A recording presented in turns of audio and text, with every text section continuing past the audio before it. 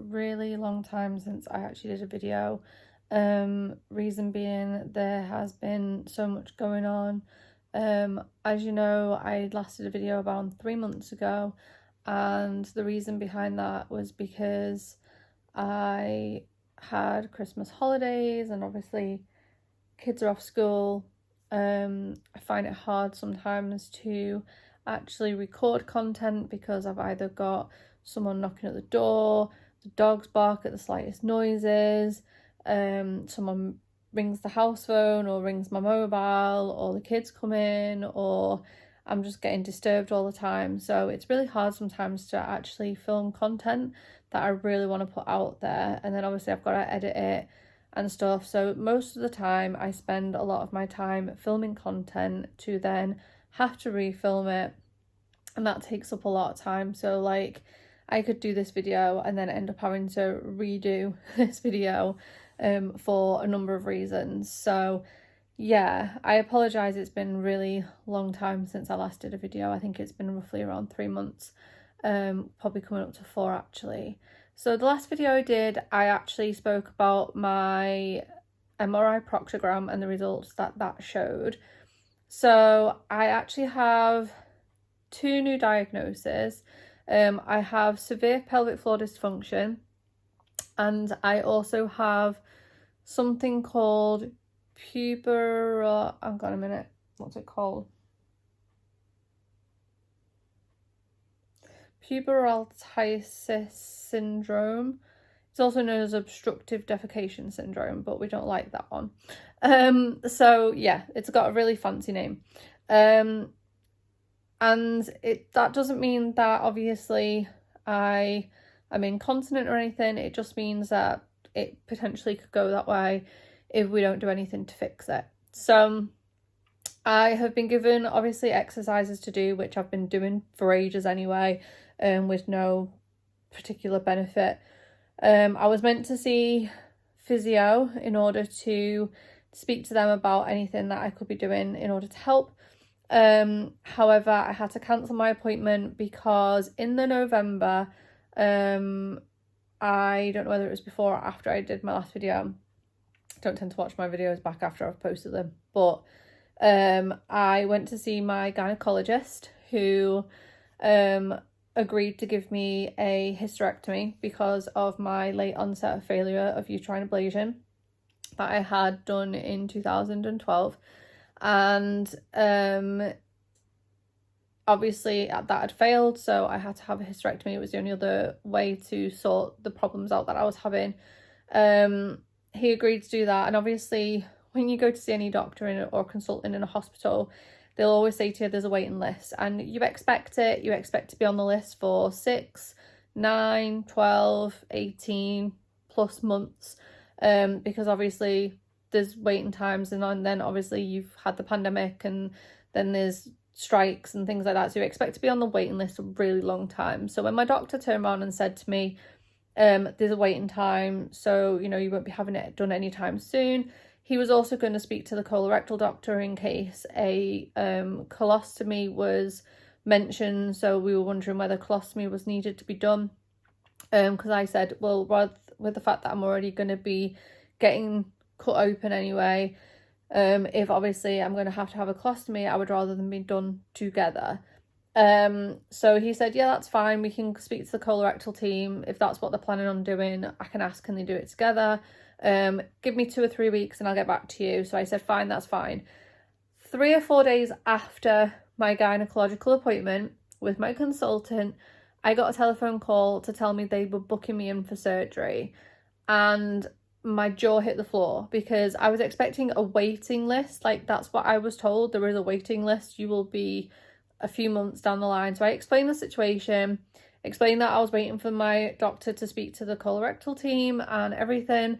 But for now, I will take the slot that they have. Just because obviously, you know, you want to take the slots that they have just because you know that you're going to be waiting a lot longer if you don't. So I took the slot, and it was for the 28th of December last year. And obviously the kids broke up from school and I was getting ready to go into hospital. Now, for those that know me, and I'm hoping you guys know me fairly well. I don't do well in the hospital. Like, I have severe anxiety at the hospital. I've been treated badly at the hospital. I have PTSD from the hospital. I've had severe anxiety caused because of the hospital. So I don't generally like going to the hospital, and it takes a lot for me to have to go to the hospital for any type of procedure whatsoever. Because I've not had good experiences with hospitals at all, especially when it comes to procedures. So mentally it takes a lot of preparation. And not only that, I don't do well under anaesthetic. I take a very long time to wake up, and I've had problems under anaesthetic before, which was why this surgery was done as an open procedure rather than laparoscopically. And yeah, it took a lot for me to mentally prepare. And then on top of that, I also have to make sure that, because I knew I was going to be in hospital when the kids went back to school, after Christmas, I had to make sure that the school were aware of the fact that the children may not be as focused, because obviously I was going to be in hospital. It's a major operation, so again, they may want some breaks or whatever from classes. So I had to make sure that school were aware that the kids may have other things on their mind. I had to make sure that there was somebody here for them after they come home from school, and I had to make sure that the animals were sorted, everything was sorted. So the 20th of December worked out a great time, because obviously people were still off school, people were still off work, and it didn't really matter too much because they weren't going to be taking too much time away from the jobs or school and things like that. So I didn't have to worry overly too much. In the meantime as well, I had been in contact with colorectal surgeons with regards to what their plan was going to be, and I was put under a different consultant without my knowledge. I was told about this doctor having a conversation about my case, but I wasn't actually told that this doctor was then going to be taking over my case. So I ended up going to see this other consultant that I'd been put under, and he came across at first as being really smug, really cocky, really like I'm so good, I could do whatever I want type of attitude.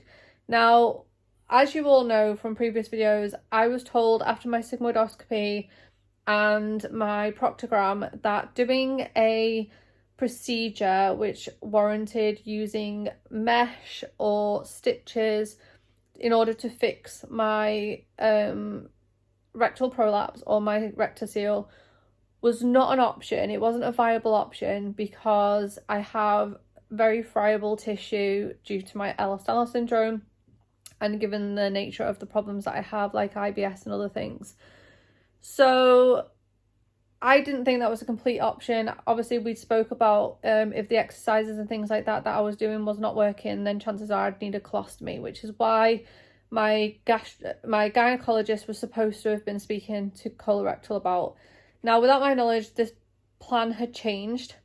And I went to see this doctor, and like I said, he seemed to come across really smug, really like, you know, I'm going to try this method, and, you know, because I know for a fact I can make it work. And I didn't kind of like get a really good vibe from him. He kind of took me by surprise. He basically told me he was going to, instead of using the mesh procedure, which I think is classed as a rectopexy or something like that, instead of using the mesh procedure, instead of addressing all of the problems that I have, like the prolapse and the rectocele, he's just going to deal with the prolapse, and he's going to try and just use sutures alone.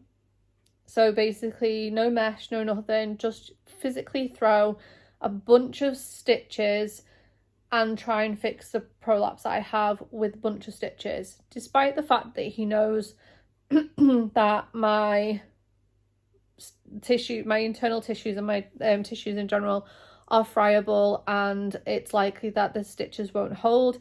This is what he proposes to do. He said he didn't know who had mentioned colostomies to me, things like that, because we're looking at something like that is something like that's way down the line. And if this procedure doesn't work, then we could just go back and do it again and again and again and again.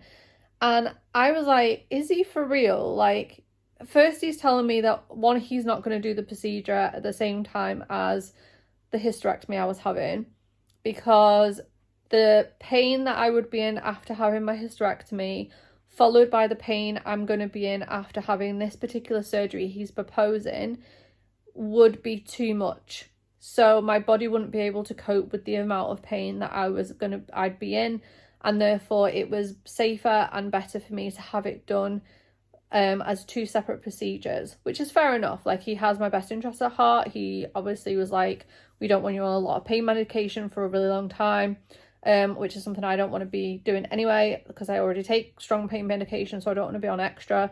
And he's like, so I'm going to do it as a separate procedure, but this is what I'm going to be doing. And I was like, okay. So first off, I was thrown off because originally I was told, a colostomy is something that you're going to end up probably needing. Then I got told, actually, that's way down the line. Then I got told that this is an extremely painful procedure. And then got told that if it fails, he's just going to keep going back and fixing it and doing it again and again and again. And I was like, are you for real? Have you read my file? Do you understand how complex I am? Like, how my body works, like how anything works? And then I started laughing because he basically said that this procedure would be done in a different hospital, which is like an hour away from my house. So it means that I'm going to be an hour away from family. It means that if there's a problem, my family are an hour away, which is going to take them a while to get to me. And on top of that, he was like, it's a day procedure. And I just started laughing, like really badly laughing. And I was like, no. And he was like, what do you mean no? And I was like, nothing with me is ever a day procedure. And he was like, why? Is that because of anaesthetic reasons? And I said, no. I said, that's just because my body is my body. I said, my body will not allow for a single day procedure. Like, you can guarantee that even if it's a day procedure, I will be in overnight. I said, and even if I'm in overnight, I can guarantee I'll be there for more than one day. I said, I can guarantee this is not just going to be a one day fix all type of situation. So anyway, I had a bunch of questions, and because my appointment was like a rush job appointment, because I got basically just slotted into his clinics, I only had like 5 minutes with him when normally you'd get like 15 to 20 minutes with your consultant. I had like 5 because I was basically just an extra for that particular day. So I left feeling a little bit confused, sidetracked, didn't really know what was going on, kind of had a bunch of questions that floated around my head that was driving me absolutely insane. And I was thinking, how on earth can a doctor who knows that I have friable tissue, who knows that I've already been denied the particular procedure he's requesting to do, especially one that would also fix the rectocele as well, how on earth can he possibly sit there and turn me into a guinea pig just for his own, like, to basically put on his CV, like, oh, I've dealt with somebody with EDS and I've managed to cure this particular issue. And I just felt like a guinea pig, felt like he didn't really understand where I was coming from, didn't really understand that he's basically setting me up for a very risky procedure that potentially has a great chance of failing, to then tell me he's just going to keep going back and doing it again and again and again. Now, I do have a letter that basically states there is a high risk of severe complications and failure for this particular surgery. For an average person that does not have Ehlers-Danlos syndrome whatsoever, and who does not have friable tissue, and that hasn't not been confirmed on testing or anything like that, where mine has, there's roughly around, I think at the highest, it's around a 60% failure rate for the operation that he's planning on doing. Obviously that was to fix the rectocele as well. He's not doing the rectocele, he's literally just doing the prolapse. but there's still a chance of failure. So you're looking at maybe 40% chance of failure. For someone with Ehlers-Danlos syndrome, especially classical like EDS, for somebody like me that doesn't heal overly that well, you are looking at probably a 70 to 80% chance of failure. There's also risk of bleeding, excessive pain, narrowing of your rectal rectal area, fissures, tearing, things like that. There's a lot of risks with this procedure. So I was like, okay, I need to go and see him again, because obviously there is something major, like questions that I need answering. So I went back to see him last week, or the week before, I think it was, so about 2 weeks ago now, and I asked him the questions that I needed to ask, and I basically said to him, you know, what you've told me that you're going to do a procedure that I was originally told would not work because of the friability of tissue, and I'm unsure about why you feel that it's okay to do that procedure when you know there's a risk of it not taken and there's a risk of it failing anyway. And he said he has to try to do this procedure because it's less invasive, and although it's classed as a major procedure, it's still less invasive than a colostomy. He wants to at least try it to see whether it works. He was less cocky, more sympathetic, more kind of like, okay, I see where she's coming from. I think he's kind of gone back and read my file from cover to cover at this point. I think at the time when I first saw him, he knew about my situation, but he hadn't actually looked right into it and gone, okay, now I see where she's coming from. Where the second time I saw him, he was like, so I want to try it, at least try it. He said, just to make sure that we're covering all bases, we're trying everything. In the meantime, I want you to continue to do the exercises that I've asked. And I said, well, I've been doing them anyway. And he was like, well, that's good, keep it up. He said, you're not seeing physio yet? I said, no, but I have made another appointment for the 10th of April, which I'll explain why I cancelled my original appointment in a moment. Which is, like I said earlier, I cancelled originally because I was meant to have had surgery on the 28th of December, and my appointment with physio was the 12th of January or something stupid, and I wouldn't have been well enough to go. So I originally cancelled it. So I've now rebooked it for the 10th of April. I said, so that's fine, that I've already booked that in. He was like, well, that's good, you know, let's get to that. And then he said, so then I asked him, so what makes you think that you're gonna be able to pull it off? And he said, I'm not gonna lie to you. He said, there's a very high risk of failure, high risk of complications. He said, but I need to try it. He said, just to see whether it's going to work. And I said, well, will this fix the rectocele as well? Because at that time in December when I saw him, I didn't get to ask, would it fix the rectocele and the prolapse, or will it just fix one of them? And he said, it'll only fix the prolapse, and that's if it takes. He said, it may not take at all. He said, but I've got to give it a try. And I said to him, so what if it doesn't work? What if you get like halfway through it and then realise it's not holding, the stitches are not holding, you know for a fact it's going to fail within a few weeks or whatever, even if you get the stitches to hold. I said, and you know by looking at it, it's going to cause more problems or anything like that. What if there's a serious complication and it's not going to work? And he just turned around and said, then it will be colostomy. He said, because there's not really anywhere else we could go. So rather than sit there and say, oh, we'll just try it again, he was like, no, we'd go to colostomy that after that point. So I was like, oh, okay, fine. I asked him, well, how am I going to fix the rectocele then? Because obviously that is an issue that I do have problems with. It's probably the worst issue I actually have problems with, to be fair, over the prolapse. And he was like, we'd have to speak to gynae and see whether gynae would be eligible or able to fix that issue. And I was like thinking, well, when it came to my hysterectomy, they didn't want to do a transvaginal hysterectomy because of friability of tissue. And they opened me up in order to do that. If they could have fixed the rectocele while they were in there, they could have done that, but they didn't. And I think because of the fact that I did have a few issues during my hysterectomy. I'm not sure that my gynecologist would be happy to fix the rectocele with doing an abdominal procedure. He originally said to me it would technically usually be done under a laparoscopic procedure, and I was like, I don't do laparoscopic. I said, because of problems I've had in the past from that. And he was like, I'm sure that was more to do with anaesthetic, and I was like, no, it was more to do with the fact that I don't dispel air very well. I said, and it got trapped behind my lungs and then I couldn't breathe.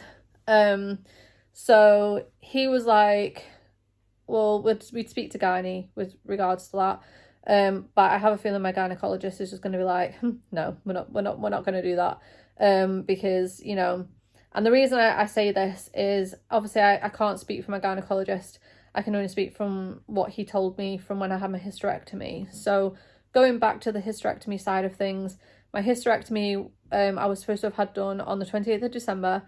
Everything was going fine up until the 28th of December. I then went in to speak to the anaesthetist who was on duty at the time. Like you do before you go for any procedure, you basically go and speak to the anaesthetist before they go and take you to theatres to put you to sleep. And I got told I was too high risk. The anaesthetist wanted me to see a high risk anaesthetist first for assessment. Due to cardiac reasons and other reasons. I had also caught COVID 3 weeks prior to my operation, and the guidelines have changed, stating that you know, they would prefer somebody who's having major surgery to wait at least 7 weeks before they have major surgery if they've caught COVID. I was told originally it was 10 days, but it's only 10 days if it's a minor procedure, up to 7 weeks if it's a major. So 10 days minor, 7 weeks major. And I did not know this, neither did my consultant. He just presumed if I was free for 10 days I could still go ahead. But my anaesthetist was not happy with that. He was a locum anaesthetist though, so he wasn't familiar with my conditions or anything. And he was like, I'm not happy to proceed. He then went and told my consultant, asked them a bunch of questions, then came back. He didn't come back. My consultant came back within 20 minutes of, he was about to call me down. He was like, give me 20 minutes and I'll take you straight down to theatre. He said, we'll do the check-ins and everything. And said, then I'll take you straight down. He said, it should be about 20 minutes, half an hour. I said, fine. So I was roughly that close to having my procedure. And I got told by my consultant that because the anaesthetist had a lot of issues with my previous health, issues with regards to anaesthetic, and obviously given my current health condition and my health status, because obviously I have TMJD disorder, which means I can't open my jaw very wide, and given the fact that I have a lot of acid reflux as well, they would have had to give me a rapid induction, which means putting me to sleep and then getting a breathing tube in me within 60 seconds. And he wasn't comfortable doing that. I think he just deemed me as severely high risk for him personally. I just don't think he felt as comfortable as he possibly could have been. So yeah, my operation was cancelled there and then on the spot within half an hour of going down to theatre left to do. It was then 2-3 weeks later I was given a call from the waiting list team telling me that they were rebooking me in for my surgery. I explained that I was meant to see a high-risk anaesthetist for an assessment, and she said, nope, they've looked at your file, they're happy for you to proceed. You don't need to see them. As far as your cardiac side goes of it, your consultant's looking into that. But he's basically told me to book you in. So I was like, fine. So I'd cancelled a pain clinic appointment, a physio appointment, sorted all of everything I needed to do to make sure the kids were sorted for school. People who were already off work and school and booked extra days off just so that they were at home for when I needed them to be at home. And it all went to pot because this anaesthetist was like, nope, not doing you. You can go home. So yeah, that got cancelled, and then I got rebooked in for the 29th of January. And I went to the hospital on 29th of January, and it got to about, I think it was like 1 o'clock. My consultant came to see me. And I said to him, please tell me you're definitely doing me today. And he was like, it's a little bit touch and go. He said, because the morning list is overrunning. He said, if I haven't got you in theatre by 4 o'clock, he said, I can't do you. He said, because I will not start a open abdominal hysterectomy at 4 o'clock. He said, because I'm not going to have enough time to get it done. And it got to about 3:20. I was already ready and changed, ready to go down, and I was about to get up off the chair and get changed and get back into my clothes when one of the doctors come to get me. And I said, let me guess, you've come to tell me that it's cancelled. And she went, no, I'm taking you down. So I eventually got my hysterectomy on the 29th of January. But when they did the hysterectomy, because of my pelvic floor dysfunction, and I'm using my doctor's terms here, he said that I had a very floppy bladder. So my bladder got bruised and was causing bleeding and things like that after my procedure, and he was really concerned about it because he thought maybe he'd damaged the bladder. But luckily within 24 hours the bleeding had stopped and he was more happier to have left me. It did originally cause a UTI, and I'm still having some pain now when I go to the toilet despite 2 very high broad spectrum antibiotics. And I've had obviously problems with bleeding since my operation, which didn't start until 2 weeks after my operation. But other than that, recovery seems to be going okay. I just can't do too much. I can't overexert myself. But he didn't want to do a transvaginal hysterectomy because of the cystocele that I have, which is only minor, but also because of the fact of friability of tissue. And obviously I put a stomper on him doing a laparoscopic procedure because of past history with complications after having a laparoscopic procedure in the past, and with the fact that my body doesn't dispel air very well and it ends up going places, trapping behind organs and things like that. As it turns out, it took me over 6 hours to wake up from surgery properly, and then I was on oxygen for, I think it was obviously since my operation, which I had on Monday afternoon, and I was on oxygen till the Wednesday, either till the Wednesday or till the early hours of the Thursday morning, when they took me off it. So I was on oxygen for quite a while, because I just physically, every time they took me off it, my oxygen level went from 96, 97 straight down to 89, and they had to physically put me back on it again. So yeah, that was just from my open procedure as well. So I'm not sure that my gynecologist would be happy to do a rectocele kind of fix, but obviously I can't speak for him, so I'm not really 100% sure. So like I said, there has been an awful lot going on since I last came on and did a video, so I apologise that this one is very long.